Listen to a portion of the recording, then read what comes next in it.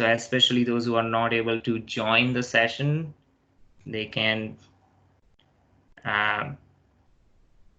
view this at a later point in time.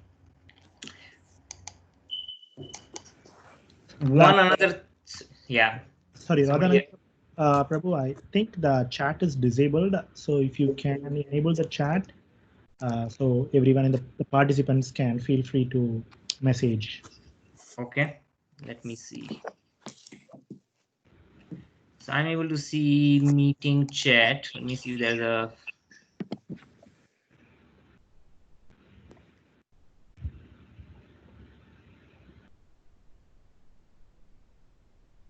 Yeah, I'm not able to see an easy option which says enable disable. So, but if you are, if the chat, maybe there's a system level setting. So I think it's a good feedback. I'll go back and work with the admins to see why the chat is not enabled. And I request everyone to please bear. This is the very first session, so there might be some hiccups, but we'll surely overcome that. Meanwhile, so right now looks like chat is not disabled, though I'm able to see it. What I would suggest is interrupt me. That's all right. If you have any question, you can just interrupt and we'll answer those questions. Okay.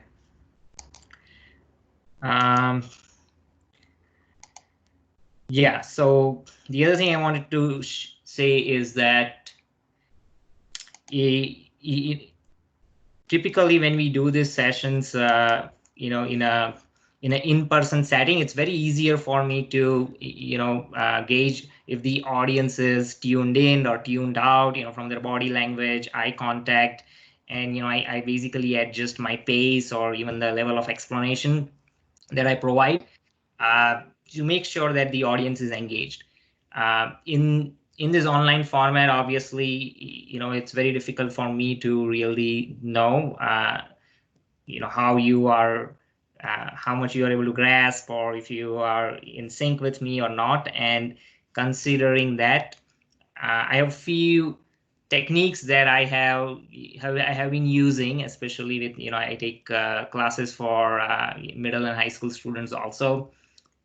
And what I typically do is, after a major thematic section is completed, I might randomly ask someone to, summarize what they understood. And this is not so much to, gauge a particular person. It's not like I'm questioning someone. It's just for me to really, and like closing the loop, essentially, right? So if I'm saying something, how much the audience is able to grasp it.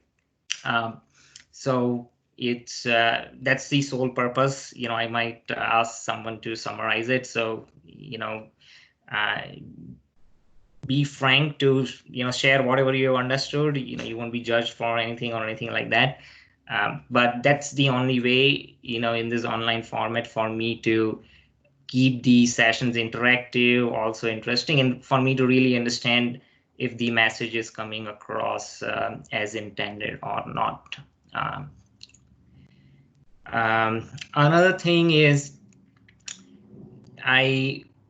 over the course of these sessions, I'll come to know more about you, and so I'm not doing a formal introduction at the beginning of the class, but as I do have a dedicated Q&A session at the end of the class, and if we have time, sometimes we might not have a lot of questions, or whenever there is a question that comes up, I'll like to know more about you. You can give some background about yourself, what interested you in the class, how you're enjoying it, what you're liking, what you're not liking. And also this would also be an opportunity. It's just not like a question answer session, but you can provide feedback to me in terms of what's working, what's not working with my style, if I'm going too fast, too slow, if it's too technical, or too simple. Any kind of feedback that you have, please feel free to provide that to me.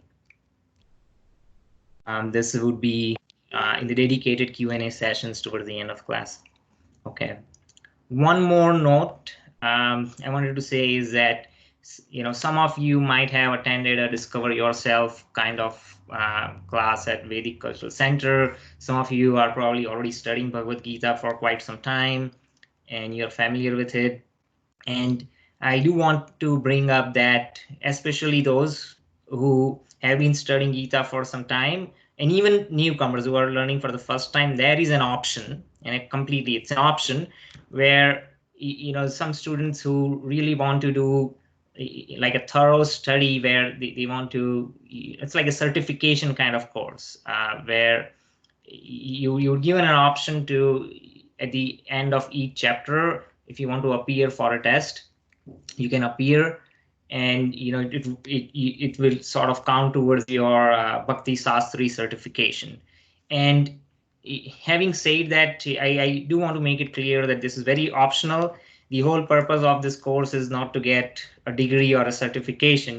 That's not the idea. Bhagavad Gita is meant to bring about a genuine spiritual transformation, and that's the main intent.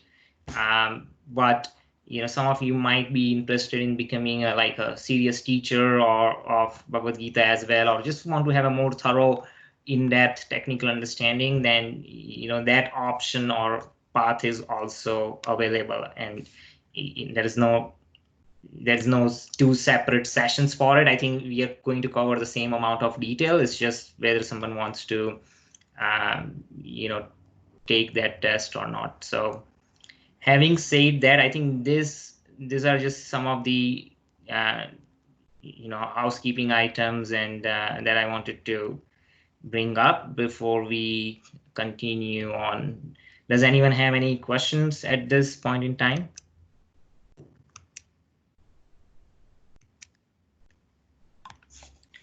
Okay, so I think we are all fine. We can move on. So I'm guessing everyone is able to still see my screen. Are you able to see Bhagavad Gita as it is on Vedabase? Yes, we can. Okay. So this book, Bhagavad Gita, as it is, so we are going to follow this particular edition of Bhagavad Gita, and we'll go into specific details of why this particular edition. I think it's a good baseline. It sets the groundwork or the theme, and then we'll listen directly from the author. So this book this particular commentary is written by A.C. Bhaktivedanta Swami Srila Prabhupada. He's the founder Acharya of International Society for Krishna Consciousness. So before we dive into it, I just wanted to get some discussion, engage in some discussion with the audience, and really want to hear some thoughts on what your understanding is. What is Bhagavad Gita? I think all of us do have a generic understanding of what the book is about, but we also hear the book quoted many times in media and in news or different in academia when they teach in school, course on world religion, and all of them have some sort of idea about what Bhagavad Gita is. And I just wanted to get some inputs from audience, or what do you think is Bhagavad Gita? Anyone? Any volunteers? It could be a very simple answer. I mean, again, it's not a trick question or anything. It's, yeah. Prabhu, it is a song of God, which teaches the lesson for our life. Okay. Yeah. That's a good answer. So Bhagavad Gita, literally, Bhagavad means God, and then Gita is the song. It's a song of God. That's what the literal translation is. Anyone else? Yes, Parulman, I see your hand raised.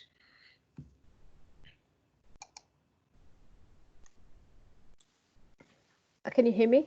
I'm sorry. Yeah, I can hear you now.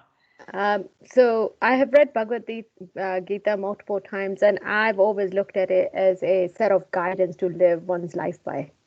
Okay, that's a good answer. Anyone else? So it's a way of life. So if you want to follow how to be practicing, it's better to follow the guidance that Krishna has given to Arjuna. Very well. Good. Thank you, Rama. Anyone else? It's like a manual of life. Like with any machine, we get a manual. This Bhagavad Gita is manual for the human form of life. Very true. Very nicely said. You know, it's a manual, and you know that's a very interesting way to put at it. And you know, many times, like, you know, if any company or a manufacturer is making a consumer product or even a device or anything, generally, if you think about it, the manual for it, or the design as well as the manual how we're going to use it will be developed either at the same time or sometimes even before that, right? And you know, that is a very interesting point, because many times people think that scripture like Bhagavad Gita is a product of human faculty. You know, it's that someone created this, right? It's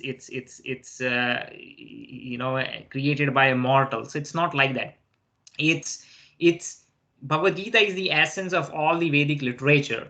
And Vedas, the another name for Vedas is apauruseya, which means, you know, they are not a product of a person. Purusha means a person. They exist eternally. The Vedic knowledge exists prior to the creation and will remain after the creation is annihilated.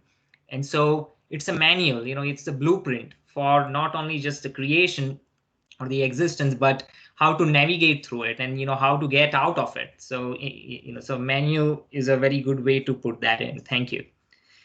I see 6 more hands raised. Let's start with Maulik. I see it as a way to find out answers of your own questions. So, and especially, you know, it's about your existence and all of the time in the life, and in some situations we are confused. So in order to find that answers that in that particular situation, what would be the way out and how should I move on, I think you get an answer from here. Okay, very well. That's a very nice way to put it. Arjuna was confused, and that's the background of the story, where, you know, just before the beginning of one of the greatest battle, Arjuna, who is a trained warrior, he's a Kshatriya. He's fought many wars. He's not afraid of death, and you know, it's not that he's seeing violence for the first time, but he's confused. You know, in that particular circumstance, he doesn't know what he needs to do.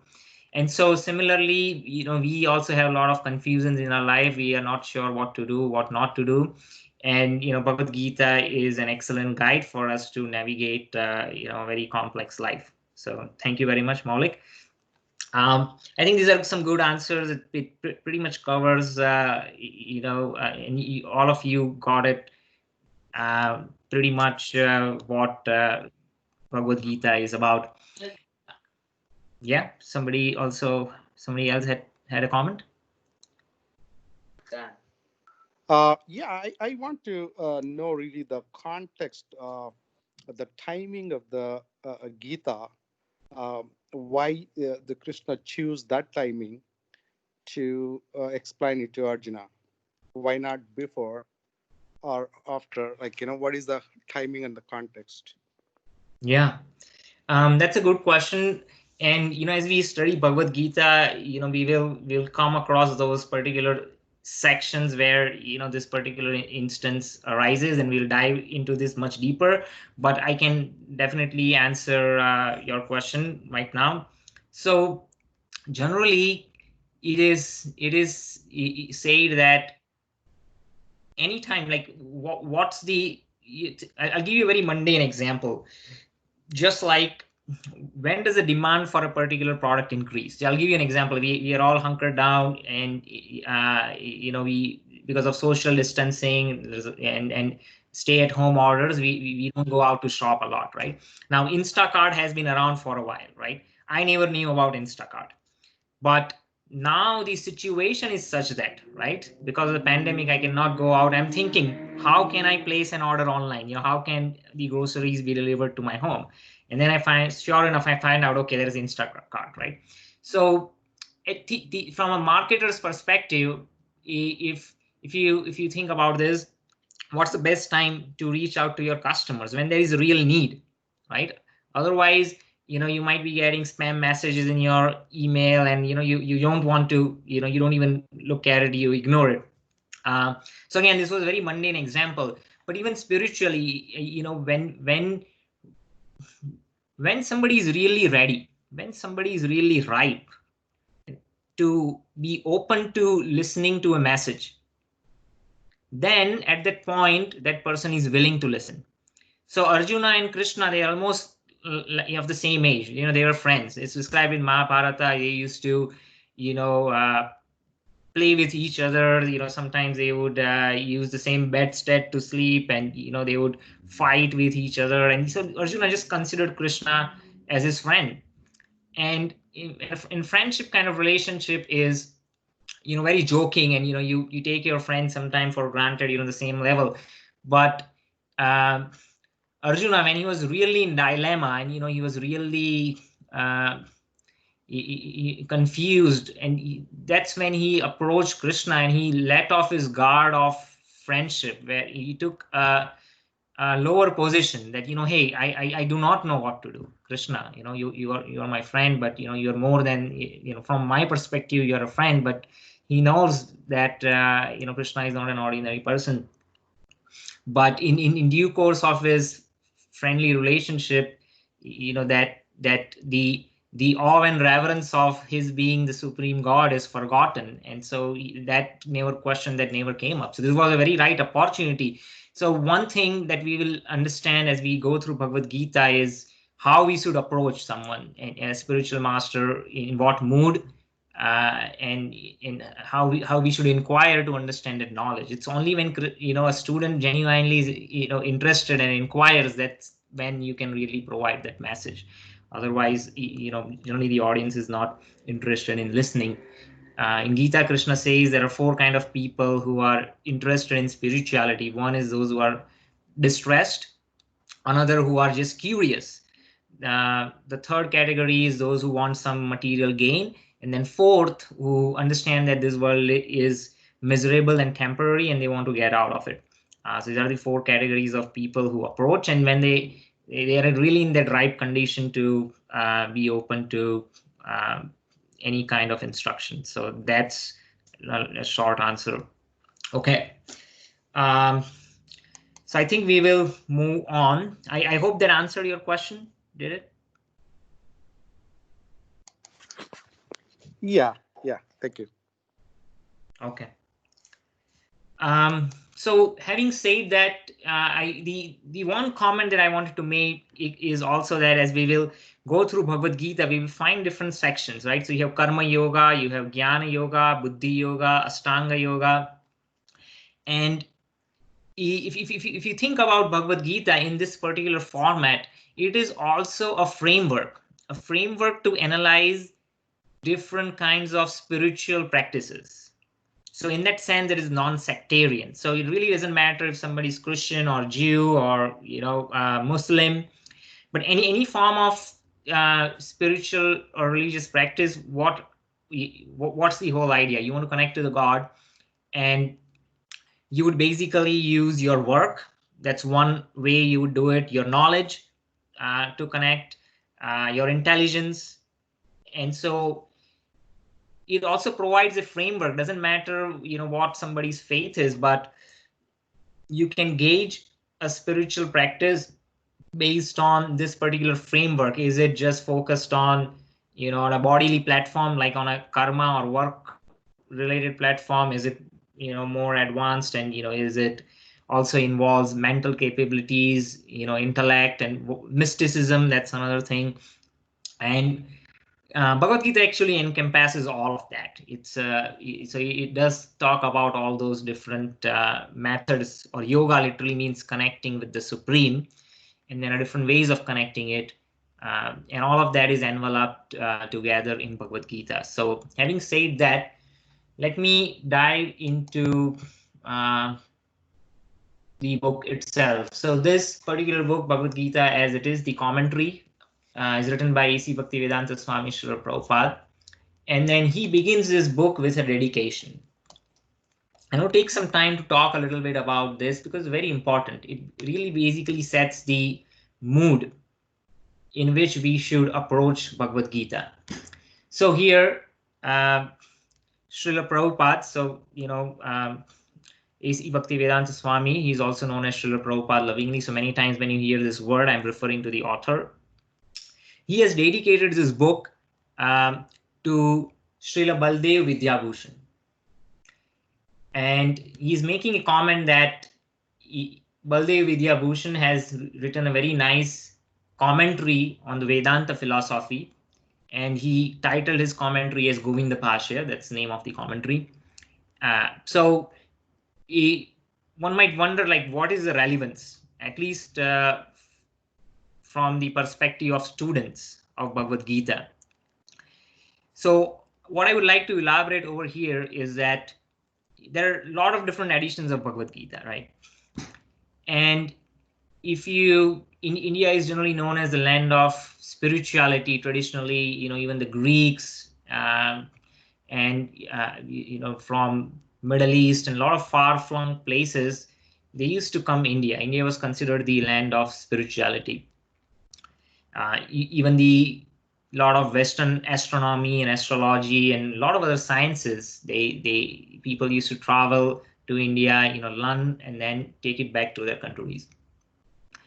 Now, if you see what has happened over as Kali Yuga has progressed, and especially in the current world, like in India, in the name of spirituality, there are a lot of nonsense goes on. And like in the West, we have so many different electronics and different models of electronics devices and gadgets which are produced all the time.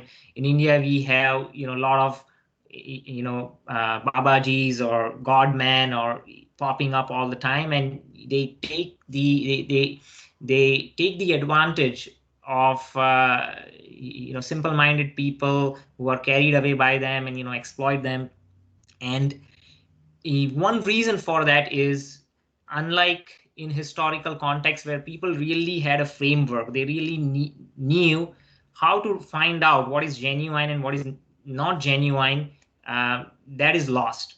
So what I mean by that is that traditionally nobody can come up with any philosophy that they like. So there are different sampradayas or schools of thoughts, and any school of thought to really establish themselves as a bona fide school of thought, what they have to do is that they have to write a commentary on Brahma Sutras or Vedanta Sutras. So Vedanta Sutras are basically compilations of Mahavakyas or aphorisms from different Vedic literature. So there are 4 main Vedas and 108 Upanishads.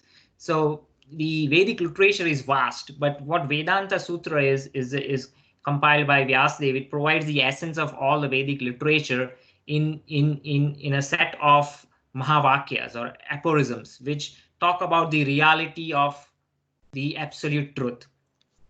And they're not necessarily very straightforward in the sense that one really needs to know the overall essence and the intent of the Vedic literature. So for any sampradaya to really establish themselves, they have to write a commentary in Sanskrit on the Vedanta Sutras. And that commentary is basically a reflection of their worldview. And what I mean by worldview is generally it revolves around the idea that we are individual souls as living entities. But then there is Supreme who has a form as a person, but is also present as a Paramatma within our heart. Right? So within any living entity or a body, there is a soul, which is Atma, and there is super soul, which is Paramatma. And there is this idea among certain people, especially made popular by Adi Sankaracharya, that there is no difference between the soul and the super soul. Both of them are same.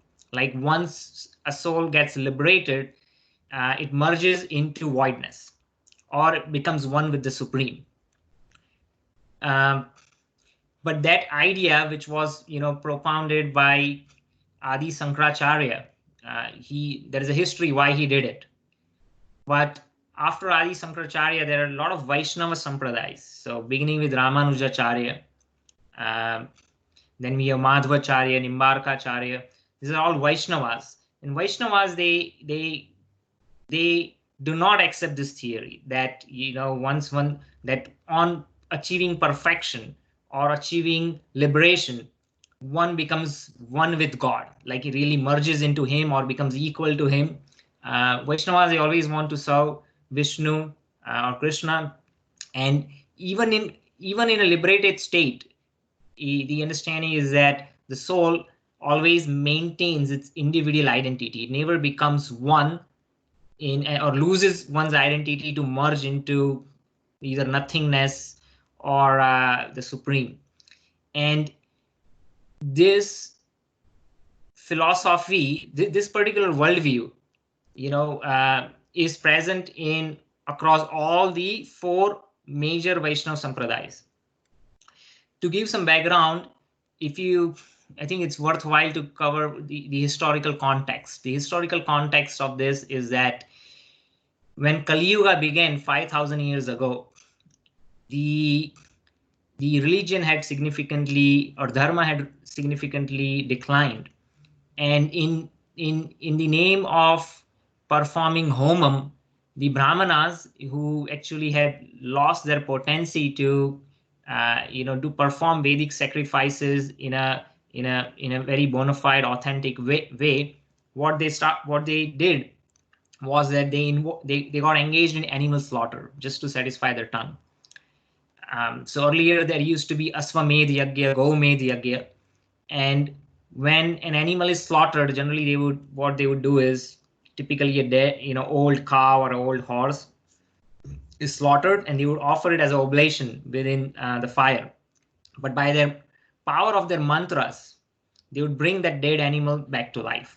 But when Kali Yuga began, they were not pure enough. Their practices had declined, and they lost the potency to rejuvenate a slaughtered animal. But instead, what they did was they engaged in just consuming flesh. And that's when Vishnu, who is God himself, he appeared as Buddha. And what did Buddha did? He actually rejected all the Vedas. Why did he reject the Vedas? Because Vedas, not that Vedas are wrong, but he rejected them because the Vedas were getting misused. And then he said that, well, there is, the ultimate truth is nothingness, voidness, right?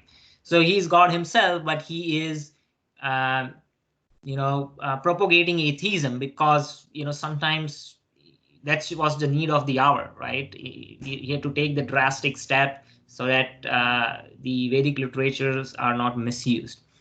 After that, Adi Sankaracharya, who is Shiva himself, he appeared, but this time, when you talk about changing the consciousness of the masses, you cannot make drastic changes.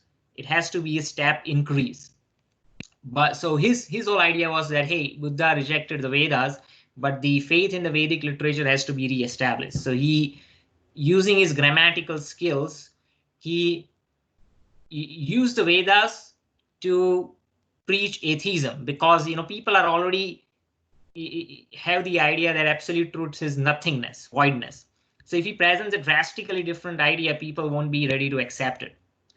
So he said, okay, I'm going to present the idea which is similar to what the Buddhists say, but I am going to do it based on the authority of the Vedic scriptures, so that the faith in the Vedic scripture is reestablished. So he does that. So he does grammatical jugglery to write a commentary on Vedanta Sutra, or the Brahma Sutras, which I just mentioned, which is mentioned in this dedication. And using that commentary, using those grammatical word jugglery, he presents that using Vedic scriptures, he proves that, hey, absolute truth is void. So he says, okay, there is God. It's not that there is no God, there is God, but that God has no name, he has no form, no qualities, right? So if you look at it, that idea is very similar to the Buddhist idea, which says that, well, there is nothing, right? But after Adi Sankaracharya, all the 4 acharyas that appeared, beginning with Ramanujacharya, they systematically defeated the philosophy of Sankaracharya, which is Sankaracharya's idea was Kevala Advaitvad. Advait means non-duality. There is no difference between the soul and the super soul. There is no difference between Atma and Paramatma. And this Keval means only. This is the only reality. But after that, Ramanujacharya, who appeared in the Sampradaya starting from Lakshmi. Now, Lakshmi is the consort of Vishnu. So you can see this is a bona fide parampara. And then he established the proper philosophy, and his worldview was Vishishta Advaitavad, meaning that that the soul and the super soul, Atma and Paramatma, are qualitatively same. Just like there is a particle of gold and there is a mine of gold. They are qualitatively same, but quantitatively they are different. So you're saying, okay, they are same, but it's not that they are same in all respects. There is difference, and they don't lose their identity. So that's one perspective, and they typically worship Vishnu and Lakshmi. So that is a bona fide sampradaya. That it's a commentary. How did they establish themselves as a bona fide? They wrote a commentary. Ramanujacharya, they have a commentary on Vedanta Sutras. They have commented on those Mahavakyas with this particular worldview, which they established that, okay, that there is a difference between Atma and Paramatma, and based on that particular worldview, they were expanded the commentary. Similarly, all other Vaishnava acharyas, they have also done the same thing. So Madhvacharya is, they are in based out of Udupi in Karnataka, and they worship Krishna. Their philosophy is that of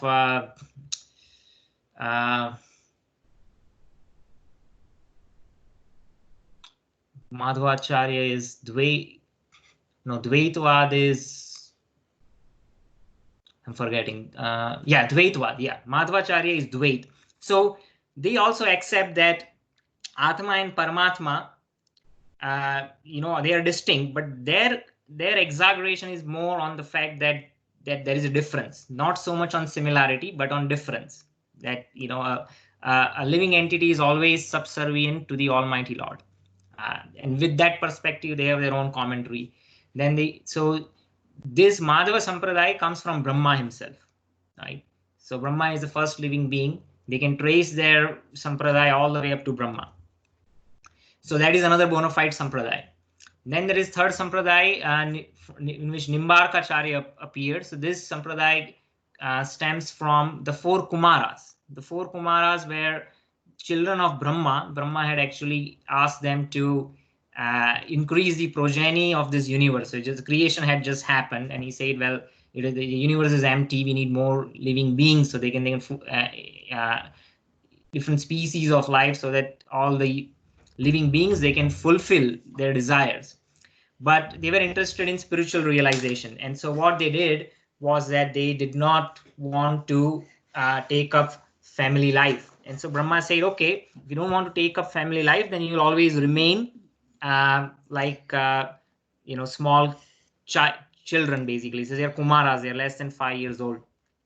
So this Nimbarka Sampradaya comes from the four Kumaras. So it's another bona fide Sampradaya, and their philosophy is Dvait Advaitvad. So they give equal difference to similarity and differences between soul and super soul. And what I mean by similarity is the qualitative similarity, that both the soul and super soul, they are spirit, but doesn't mean that they are equal in all respects. Then we have the fourth Sampradaya, which is also bona fide, called Rudra Sampradaya. It comes from Lord Shiva himself. So the Nimbarka Sampradaya, the Kumara Sampradaya, is more popular in north of India. The Rudra Sampradaya is more popular in Gujarat, Rajasthan area. And their philosophy or the perspective is Advaitvad, which they still accept the soul and super soul are different, but they are slightly tilted towards similarity, that ultimately they are all spirit, they are different from matter. So why is it that I'm spending time to talk about this? The point, the essence of this is that not anyone can comment on Bhagavad Gita. Just like if there is a theory of relativity, right? Einstein, if anyone walking down the street might have an opinion about what that theory of relativity is, no one's going to take that seriously. And probably whatever they are saying is they're heavily influenced by some of the misconceptions that they might have, or hearsay and things like that. But if you want to really know or understand even in layman's term, you would rather read a book that is written for a layman by a professor at the university who has credentials, and he has got his degree, he has got his certification from a university that is accredited and recognized. And so same concept applies. Unfortunately, people do not know about this, but this is the standard for anyone to really comment on Bhagavad Gita. They really need to learn it in a disciplic succession or a parampara, which is bona fide. And a parampara that is bona fide actually has to be accepted by other paramparas. So it's like you defending the thesis. So if you talk about these four main Vaishnava sampradayas, whenever a commentary was written, it's that other sampradayas, they read and they basically analyze and accept, and they comment on it. Okay, this is an acceptable proposition. So there's an entire spectrum, right? So your spectrum of, is the soul and super soul same or is it different? Now there's a lot of gray area, not gray area, but there's an entire spectrum of different combinations, and different sampradayas might have different perspective. But as long as they are not on the extreme end of the spectrum, like Adi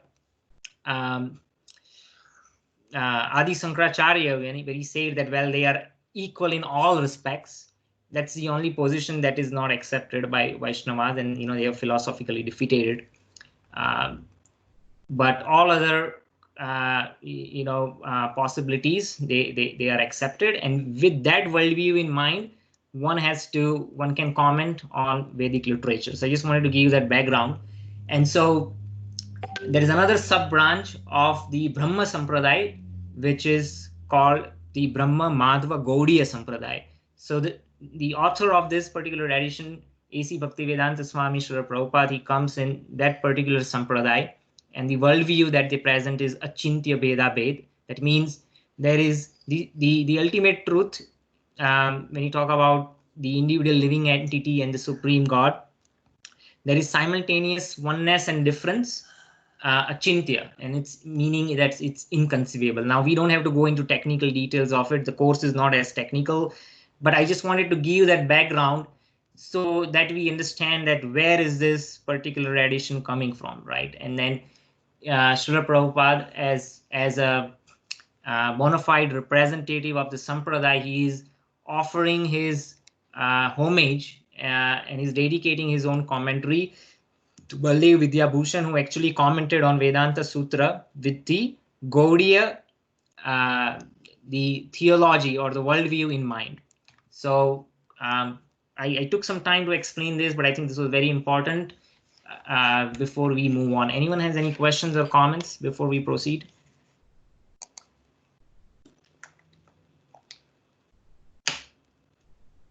Okay. I just want one question. So the last sampradaya that you mentioned, I'm sorry, I did not remember the name now, but so what is it it's saying? It's saying both Atma and Paramatma are same. I missed the last point actually. Can you repeat that? Yeah, so it is literally called Achintya Bheda Bhed. So Bhed means difference, Abhed means non-difference, and Achintya means inconceivable. So the living entity is actually, we'll learn in the course as we study Bhagavad Gita, that actually we are all parts and parcels of Krishna, right? So in that sense, we are same as Krishna. We are actually spirit. We are not matter. But that doesn't mean we are as powerful or as potent as the Almighty Lord. So there is a difference in quantity. To just give an example, Supreme Lord is able to, if you look in the space, there are, so there's huge planets, they are floating out in the space, right? So that is one level of creation. Now the humans, we can also put a satellite out in the space, and that satellite is also floating. But that is the limit of our ability, right? We can put a small satellite that is, orbiting around, but the Lord can put out, huge planets, right? That are able to orbit. So the quality, so in this particular example, the quality or the ability or the desire to create something, right, which from our perspective it is magnificent to be able to put out something in the space, but that where is that coming from? right? It's coming from the Supreme Lord. So in that sense, it's same, right? That potency, but the thing is, we are limited, and the God is unlimited. So that's why the Krishna is referred to as Vibhu, or great, and we are referred to as Anu, which means we are small. So again, we don't have to go into very detailed understanding of how is Achintya Veda Ved different from the Dvaitvad philosophy of Madhvacharya, or how is it that different from Advait philosophy of Nimbarkacharya.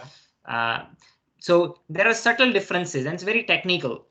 And unless you go into much depth, you might not be able to see much distinction.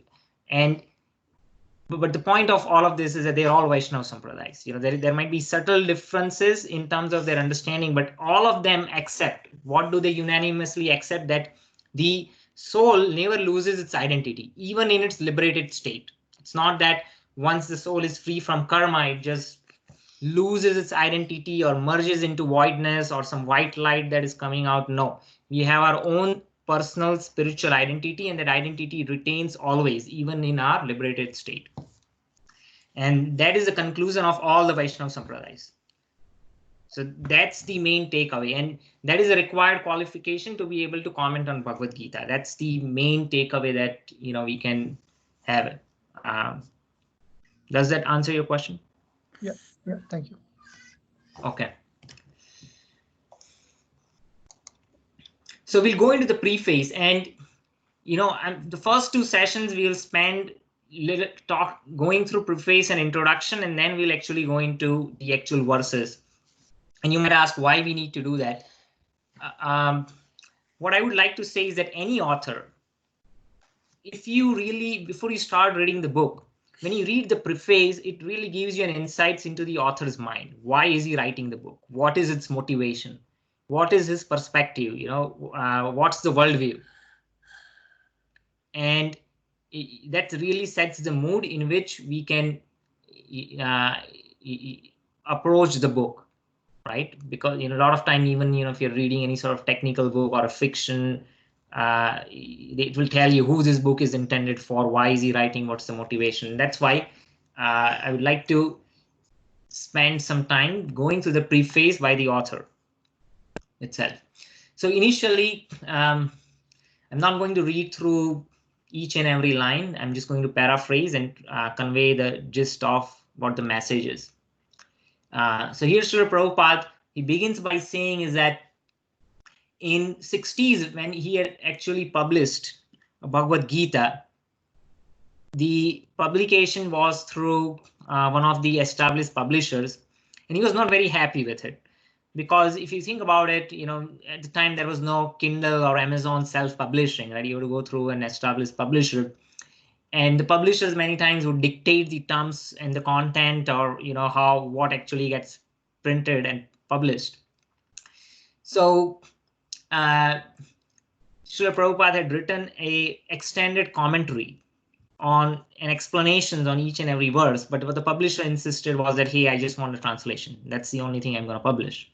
And so Srila Prabhupada is saying that he was not very happy, because he felt that unless an elaborate commentary is published, the real explanations and the true meaning that the Krishna is trying to convey, would not be fully established. And so he had expanded on it. Just like Einstein has only written, was it like 28 pages or 14 pages on his general theory of relativity. But in order to understand that, there are tons and tons of books, volumes of books that are written to explain it. So there is no limit to how much we can write. But so he expresses his dissatisfaction with the initial publication. And so he said, okay, at a later point in time, and probably another 7-8 years later, he publishes this particular version of the book. He self-publishes this time. He establishes his own publishing house. And what he likes about this format, maybe I can show you. I think we will eventually get to it. But especially when it comes to English edition, there are not at least at the time when Prabhupada wrote, there were not any editions which are written in this format. So what it has is the original Sanskrit that you see over here. Then it has the English transliteration, basically how you would pronounce this.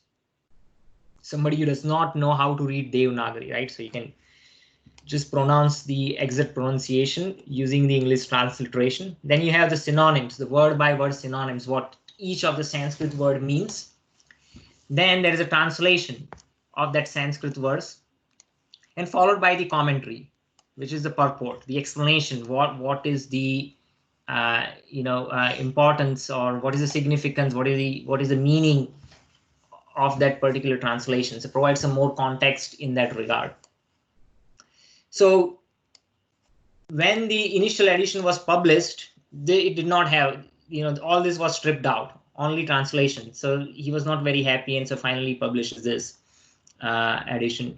Another thing I want to point out, which Prabhupada did not, he's a very humble person, but he does not mention who the publisher was or the number of copies that were printed, but the original edition, because he was not happy with it, he just states it frankly, but it was published by Macmillan. And the very first run of that was 1 million copies. Now, last time I checked, there was no other book which any publisher printed 1 million physical copies in one single run. Of course, Prabhupada does not mention anything about that. He's a very down-to-earth, very humble person. But he is just providing context over here that why he's actually eventually publishing what he originally intended to do. Then he goes on to explain that he has been getting a lot of appreciation from the readers of his books and the followers who are actually practicing the message of Bhagavad Gita. But to that point, he makes the idea clear that, hey, I am not the founder of this movement. This is a very ancient tradition. It is coming directly from Krishna himself, who is the original speaker of this knowledge. And then he gives his credit to his own spiritual master. His name's mentioned over here. So that is Srimad Bhaktisiddhanta Saraswati Thakur. This is spiritual master of Srila Prabhupada. And then he says that he does not have any credit in the matter of presenting this book. He says that all I have tried to do is present Bhagavad Gita as it is.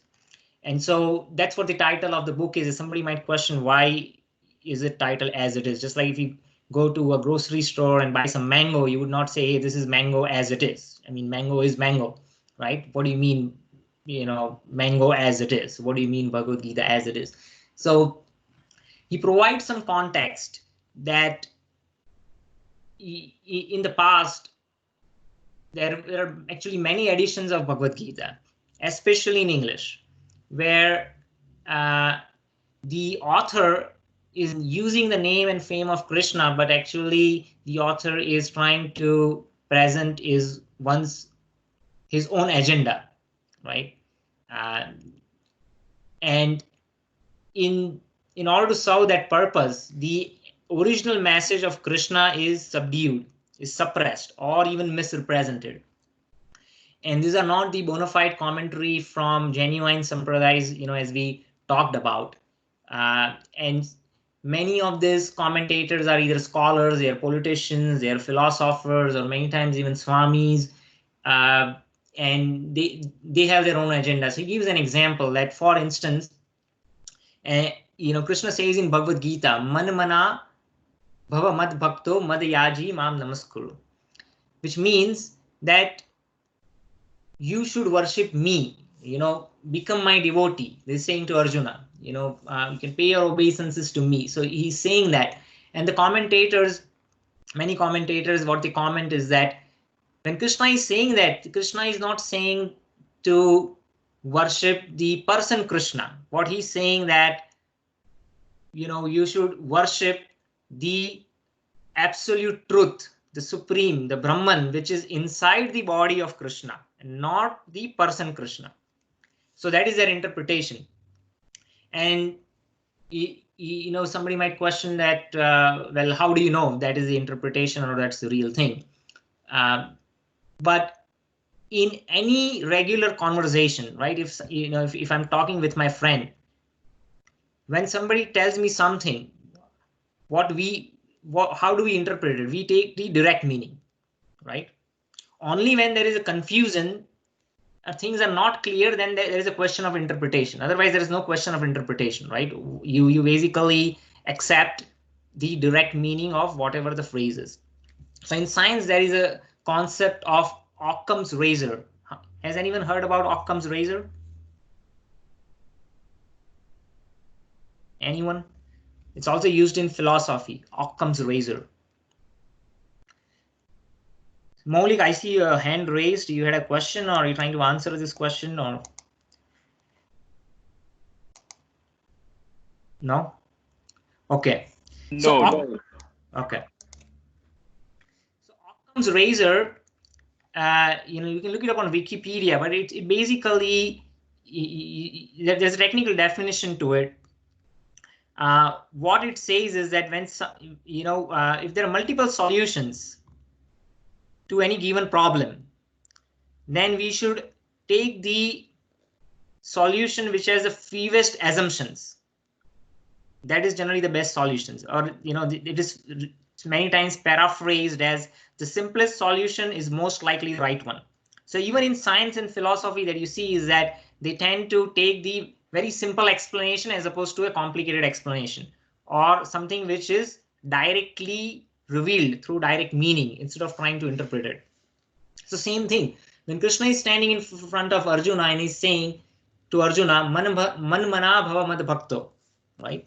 You offer your mind to me, you worship me, then there is no room for interpretation. The direct meaning is obvious. There is no need to interpret, and that's what Srila Prabhupada here is commenting, that when one tries to comment on Bhagavad Gita, but he wants to banish Krishna, the original speaker of Bhagavad Gita, then there is no point in it. Or if you think that there is no difference, if Krishna was just like us, right? If Krishna was just an ordinary person, then why bother to even listen from him, right?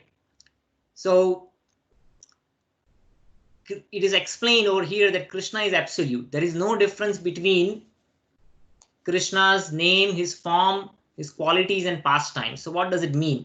So if I were to elaborate a little bit, what it means is that generally in this world, what we see is there is a difference, that if you talk about anything, there is an idea. So suppose let me say talk about a table, right? So there is an idea of a table. So what's the idea of a table? Well, it's a piece of furniture on which you can use to put books, or could be a coffee table, or it's typically made up of wood, or could be iron. So you have some idea in your mind. It has a utility, it has a purpose. But that idea is different from the name, because in different languages you can, in English we call it table, in Hindi they call it mage, in Spanish they might be calling something else.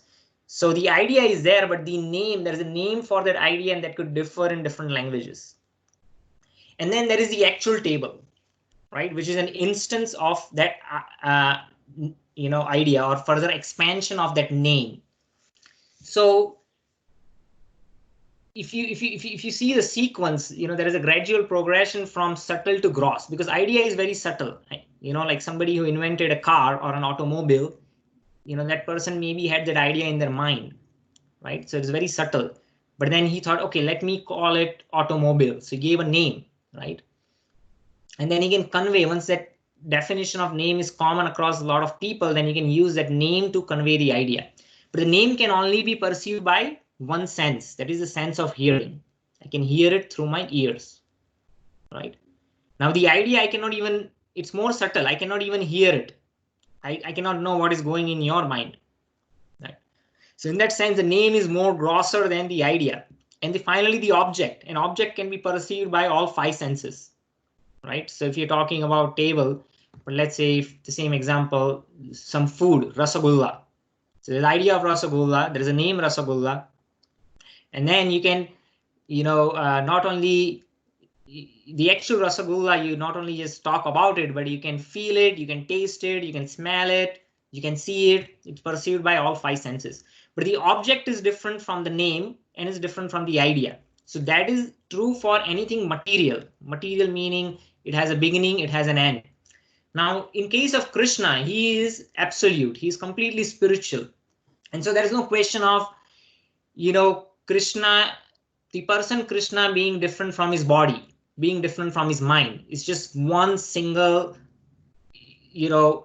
entity, and it is all spirit, right? So we do not have any direct experience of that in our current state, because whatever we see in this world, we see distinction, we see it relative. We see that the object is relative to the name, and the name is relative to the concept. And that, there is a difference between the three, because we do not have direct experience of the spirit. But in case of Krishna, all three are same. There is no difference. And how technically it happens, it's not the scope of this course, and I'm not going to dive into that. But there is a proof. You can actually prove how it's true for Krishna, but not for us. But the main point over here is, if Krishna was just like us, then why bother listening? Why we should waste our time, right? Any person's opinion, if he's just a mortal, then why listen something spiritual about him? So that is a defect of many such commentators who are not coming from those bona fide 4 Vaishnava Sampradayas that I talked about. And they are commenting on Bhagavad Gita. They are not properly trained. They don't have the understanding. And they are commenting by downgrading the status of Krishna. So if they're saying, well, Krishna is just a mythological person, just a historical person, Krishna achieved perfection. He was actually influence of Maya or illusion, but he achieved perfection by speaking Bhagavad Gita, and we can achieve perfection by hearing Bhagavad Gita. So if we are bringing Krishna down to our level, then, we might as well do something else, not waste our time trying to understand Bhagavad Gita, because if it's just spoken by an ordinary mortal, then there's no point in, going through it. So later Prabhupada says that at least theoretically we should accept. And as you go through this course of Bhagavad Gita, you will, not just theoretically, we will have philosophical understanding of how, why Krishna is different from ordinary living entities. That could be philosophically established, but at least theoretically we should accept. And having said that, Srila Prabhupada then goes on to mention over here that what is the purpose of me writing Bhagavad Gita as it is? He's saying my purpose, or his purpose, as he's saying, is the same. It's the same purpose for which Krishna comes to this planet once in a day of Brahma, which is 8.6 billion years. So Brahma lives for 100 years, and each year is about 360 days. Each day is pretty long. So Brahma is a very long lifetime. And Krishna comes down on this earth to give us a glimpse of what that spiritual world looks like. And why does he come? He says the reason why he comes is to present this spiritual knowledge, the Bhagavad Gita. And it's for the same reason I'm writing. Prabhupada is saying I'm not writing to present my personal agenda or make myself famous. I want to present the original message of Krishna.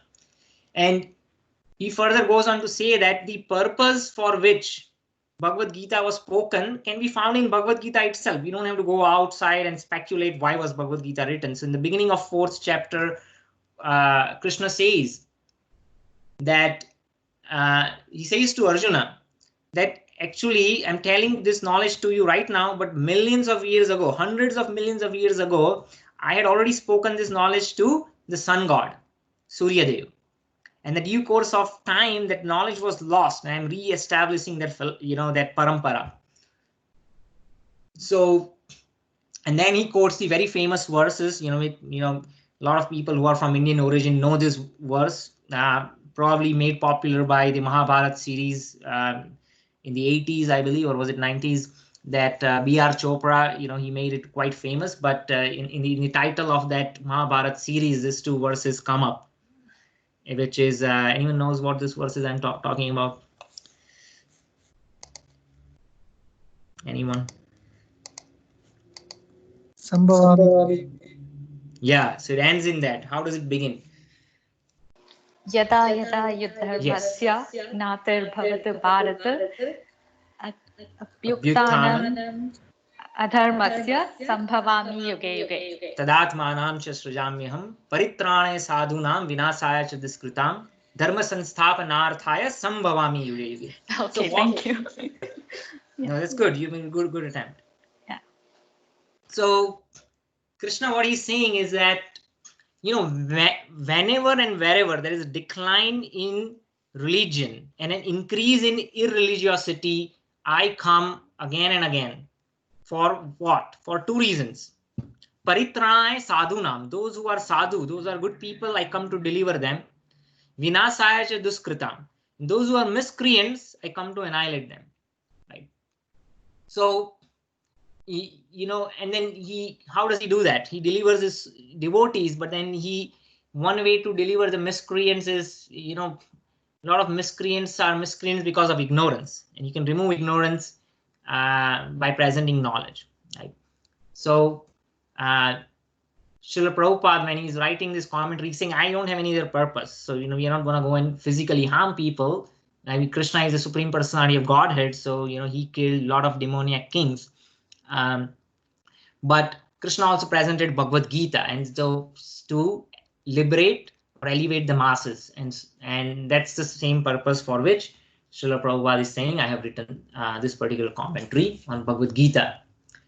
Then finally he says that we should understand Bhagavad Gita like Arjuna understood it. See, as he was directly understood. In order to save oneself from this offense, one has to understand Lord as the Supreme Personality of Godhead, just like Arjuna understood it, who was his first disciple in that specific parampara. Then he goes on to say that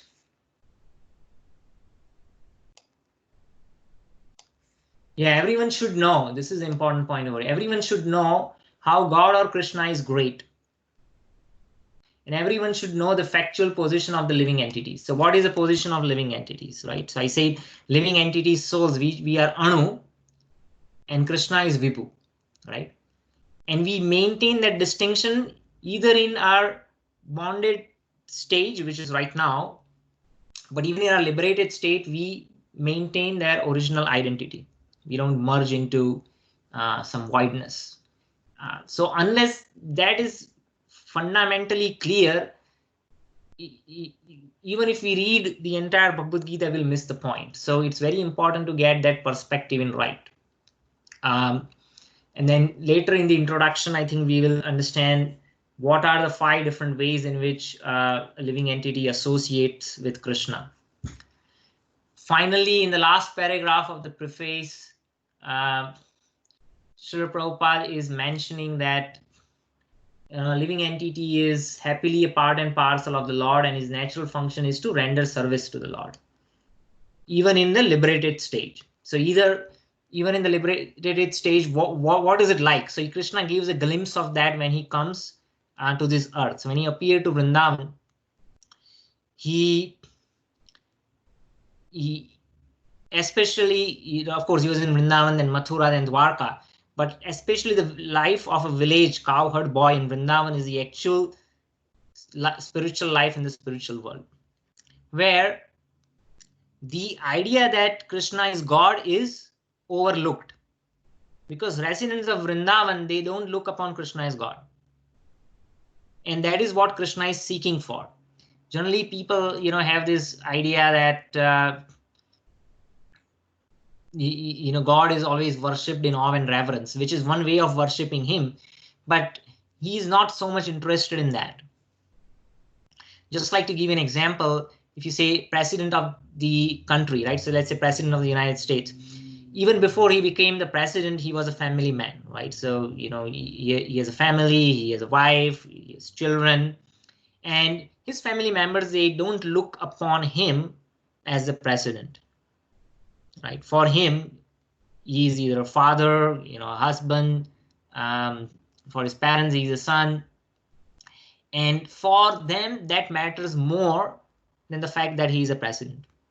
And actually, the president would actually enjoy that more than the respect that one might get as a president, right? Because that is more intimate. So similarly, even in Bible it says that God created man in his image. So the other way to look at it is that if you want to understand God, we can get some glimpse of it by understanding our own position.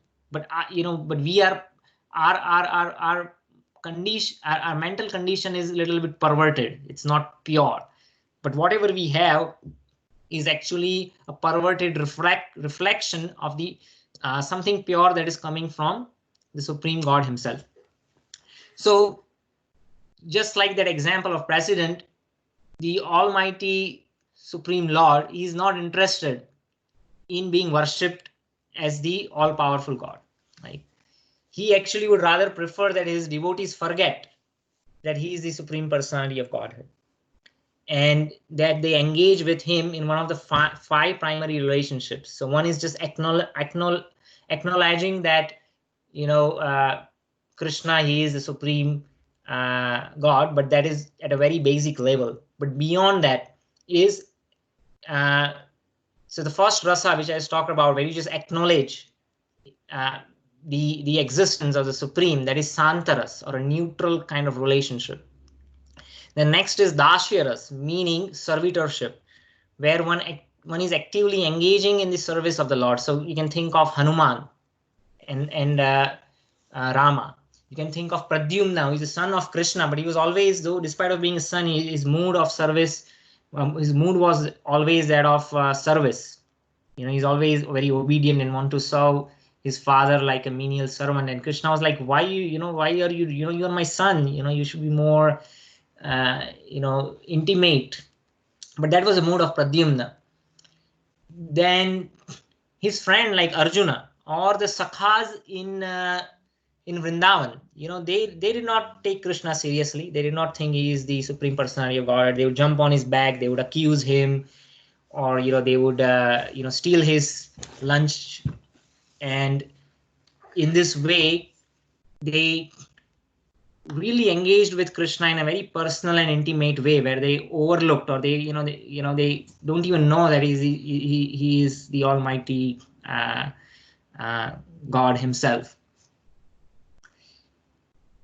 And in friendship, there is servitorship that is already included, right? Because friends, what do we do? As friends, we serve our friends, and in turn our friends serve us. Not that we have an expectation for it, but service is the basis of all the rasas or relationships.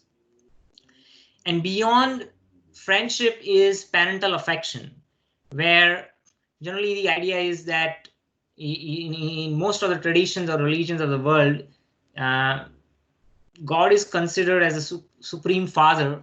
He provides us things, he provides us food, shelter. But in this particular mood of parental affection, Krishna also feels like, okay, I also want to experience, to be like a child. Though I am the Supreme Father, I want to be loved and taken care of. And so he becomes a helpless son or a child of his devotee parents. So some of his devotees who have that mood of parental affection, they agree to become his parents or father. So for Nanda Maharaj and Yasoda Maiya, Krishna is just an helpless child, even though they see so many times that Krishna is performing so many wonderful activities like lifting the Govardhan hill, or in his mouth Mother Yashoda is able to see the entire universe. They are again made to forget the potency of Krishna by Krishna's own Yog Maya. Yog Maya means they're putting his devotees into illusion. But what kind of illusion? The illusion that brings them closer to Krishna. Because if they are always thinking that Krishna is the Supreme Personality of Godhead, then they cannot have that intimate relationship. So parents, again, they are sometimes like friends, and they also serve their children more than children serving their parents. So that's again a very intimate relationship. Now, in a village kind of environment, the entire village could be the parent of a child, right? There is no restriction or limitation. And then Krishna had so many cowherd friends, Gopas, they are all his friends. right? So there is no limitation on number of people that he could accept as his friends. And finally, beyond parental affection is conjugal relationship, where Krishna, his devotees accept Krishna as their spouse. So the queens of Dwarka, right? They accepted Krishna as their spouse. And then gopis of Vrindavan, who accepted Krishna, as their lover, though they were never married. So it's a very pure, it's not a perverted kind of love that we see in this world, but it's in a mood of pure love and devotion.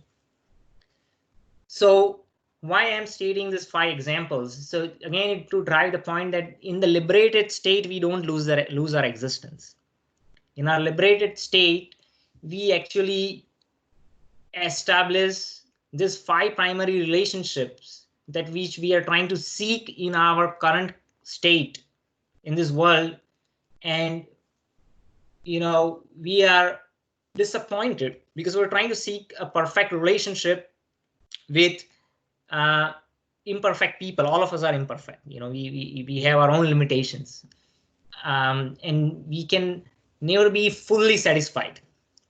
But these relationships that we are seeking is coming from our true spiritual identity, because we have these relationships with the Supreme Lord in our liberated state. And Krishna, which literally means all attractive, akarshan, that's a common word in a lot of Indian languages, krishak. So that word root refers to someone who is all attractive. And that's why the name of Krishna, if you see, especially his name associated with his qualities in his Vrindavan pastimes, they are just describing him. They are not describing his opulence, his awe and reverence. The fact that he's God is not, God is it's a word that undermines who Krishna is. Krishna is known as Nanda Nandana, son of Nanda Maharaj. So by this name, there is no significance given to the fact that he is God. What is the significance given? To the fact that he is recognized in association with his devotees. He enjoys that more. He does not enjoy being called as God. Saying, oh, I am recognized in association with my devotee Nanda Maharaj, Yashoda Nandan, right? Madana Mohan, Gopinath, the Lord and Master of all the gopis. So these are all the beautiful names in which all the rasas, which is what we are seeking for, which is the ultimate reality, those are nicely established. And if you see, Krishna is the only form. Now we say Vishnu. Now Vishnu, if you take Vishnu or Lord Rama, they are all non-different from Krishna. They are not devas, they are not demigods like Indra or Ganesha, Brahma. These are temporary positions that a soul can acquire by the dint of pious activities. So these are all positions, they are name of the posts that anyone can acquire by the dint of their pious activities, right? But no one can become Vishnu. Vishnu is basically an official form of Krishna. So Krishna in intimate form is Krishna. But when he takes the position of maintaining the universe, it's like an official. It's like me at home and me going to work. So at work, I'm very formal. So that formal form of Krishna is Vishnu, right? It's very formal. Now, who can become friend of Vishnu? No one. Vishnu means he is the Lord of the Vaikuntha. He is the king, right? How many friends does the king have, right? The common men, they cannot be the friend of the king. Who can be the father of king? Only one person, or the father and mother who brought him up, right? But if he's a village boy, everyone can be father and mother, right? Because it's very informal kind of environment. Take Rama, Rama is the son of king. Now, if somebody has a conjugal affection towards the Lord, who can be the wife of Lord Rama? No one, only Sita Devi. He's Ek Patni Vrata. Who can be the wife of Vishnu? Only Lakshmi. So Krishna is the only form in which all 5 relationships are fully established without any restrictions.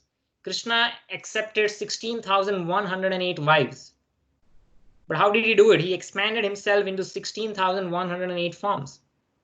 In a separate palace for each of them.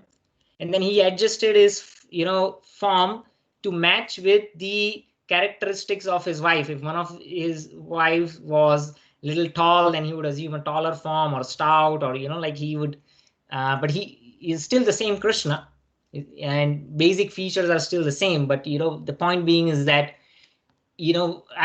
I'm limited by my mind, body, and other limitations. So if I'm taking this class, I cannot put my son to he wants me to do something, then I cannot pay attention to him. I'm only one person. But Krishna is unlimited, right? If every single women in the universe comes and say, I want to accept Krishna as my husband, then he will accept it. He can expand into unlimited forms. He's not restricted, right? And he had unlimited gopis, who are all his pure devotees. He had unlimited gopas, his cowherd boyfriends, right? And in the village, almost everyone was his parents. So his biological parents or the birth parents were different from his foster parents, but in village, everyone was his parent, right? So he's saying, Krishna is the only form in which we can establish all the relationships, right, to the fullest extent. So this is the takeaway that I have. I know we are almost at time, and I just wanted to make sure I spend enough time to explain some of the basic concepts, because once we are into Bhagavad Gita, I want to make sure that we approach Bhagavad Gita with the right mood. That was the idea behind it. So we completed the preface today, and then in the next session we will do introduction, and from the third session we can actually dive into the verses.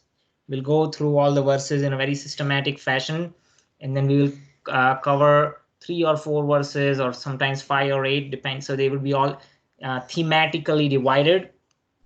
So we'll end at a point where there is a logical sequence to that theme. So having said that, I'll like to conclude today's class. I know we do not have a dedicated session today for question answer, but I hope I answered questions that you might have had. I'm sure you have more questions, but I promise as we go ahead, you'll have more time to ask specific questions at the end of the class.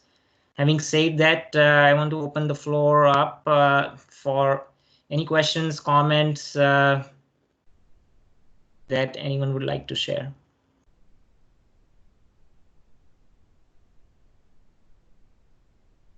Anyone?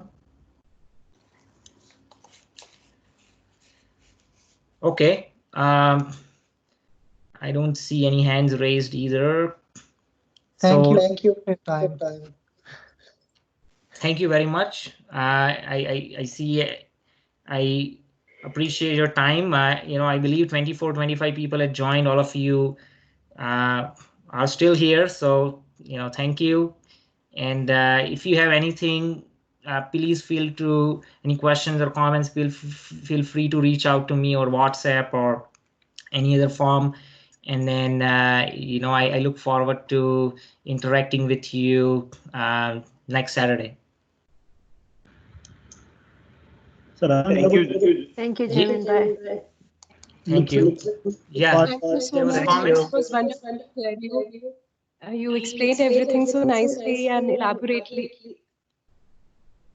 Thank you so much.